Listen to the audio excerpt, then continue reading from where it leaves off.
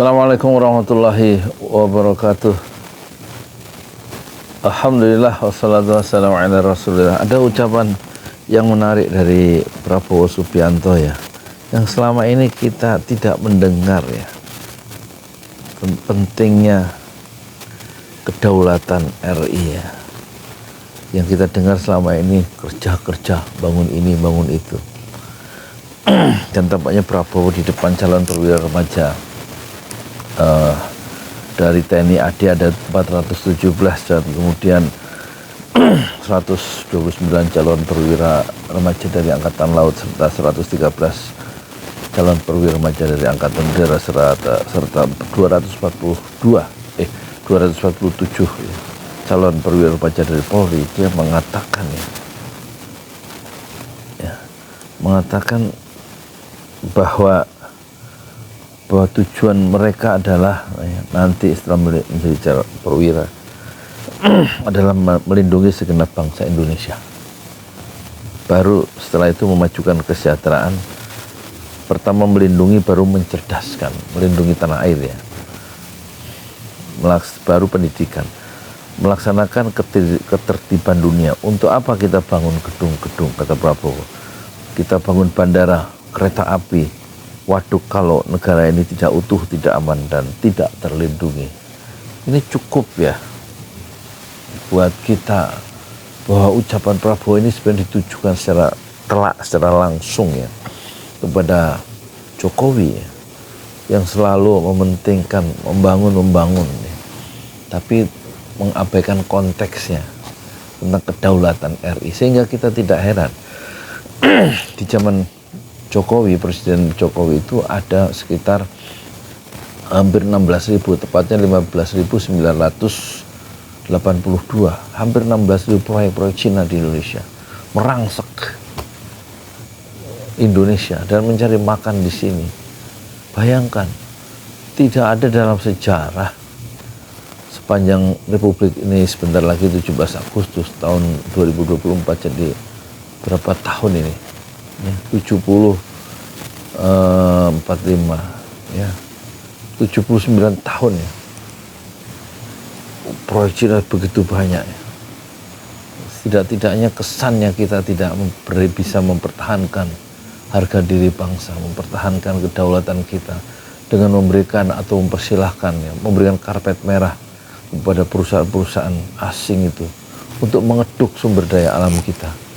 Apakah Prabowo tetap akan membiarkan itu kalau dia punya kekuasaan? Tapi itu sengaja dilakukan ya, mengalirnya ribuan tenaga kerja asing dari Cina dan juga proyek-proyek Cina yang begitu banyak, hampir 16.000 proyek Cina loh. Sementara rakyatnya sendiri nggak keurus, dalam pengertian nggak ada susah kayak pekerjaan itu susah ya. Pengangguran banyak. Kampung ini banyak orang yang susah kerja ya. S1 melakukan pekerjaan SMA, anak-anak SMA, SMK ya bekerja seadanya jadi SPBU, jadi mekanik yang rebutan itu di bengkel-bengkel ya. Baru malam ini dapat informasi ada mekanik 6, besok paginya sudah keisi semua. Buru-buru bikin SKCK, dan yang dapat informasi pertama malah nggak kebagian, diserobot sama anak-anak SMK itu. Kerjaan susah ya. Sementara fresh graduate itu melakukan pekerjaan-pekerjaan yang terpaksa gajinya gaji UMR anak SMA. Sementara kita memberikan pekerjaan-pekerjaan begitu banyak pada orang asing. Dan Prabowo mengingatkan, tampaknya dia mengutip melindungi segenap tumpah darah Indonesia. Itu kan alinea keberapa dalam pembukaan Undang-Undang Dasar ya, melindungi segenap tumpah darah, mencerdaskan kehidupan bangsa, memajukan kesejahteraan umum, ya kan? Ikut melaksanakan ketertiban dunia dan keadilan sosial bagi seluruh rakyat Indonesia. Itu tampaknya hilang ya.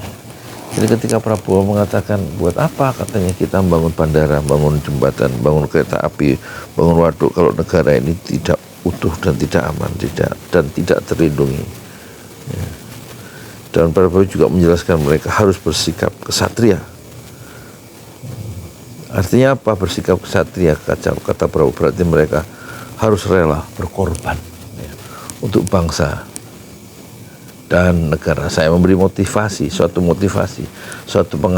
pengarahan bahwa mereka diharapkan oleh rakyat mengabdi. Mereka harus berbuat yang terbaik untuk membela bangsa mereka, bangsa kita. Saya kira itu intinya ya. Nah, kenapa fokusnya harus berkorban? Prabowo melanjutkan ya. Karena apa? Karena semangat rela berkorban itu harus selalu tertanam pada diri calon perwira remaja itu, terutama setelah mereka nanti dilantik dan merintis karir sebagai perwira di TNI Polri. Berkorban untuk bangsa dan negara, bukan ya seolah-olah bekerja untuk rakyat, tapi pada akhirnya menjual sumber daya alam kita dengan cara yang murah, termasuk bobolnya 5,2 juta ton nikel yang konon melibatkan, menurut Faisal Basri ya, informasinya dari dia untuk disampaikan KPK, 5,2 juta ton nikel lolos ke Cina dari Indonesia dan melibatkan ya seorang menteri senior dan seorang wali kota. Tampaknya ketika sirkulasi kekuasaan itu nanti terjadi, banyak orang-orang yang sekarang mengambil keputusan yang keliru dan ikut dalam permufakatan jahat itu akan diburu oleh pencari keadilan. Assalamualaikum warahmatullahi wabarakatuh.